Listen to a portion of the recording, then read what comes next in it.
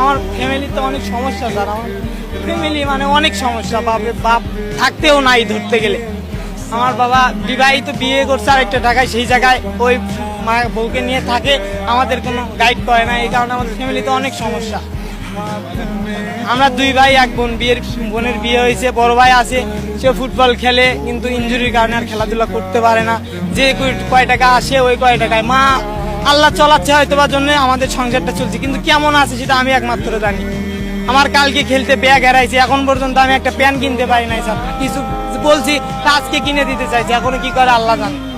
কালকে মোহাম্মদপুর থেকে আমার মোবাইল, ব্যাগ সবকিছু হারাই গেছে, চুরি করছে আর কি। সিসি ক্যামেরা দেখছি চুরি করছে।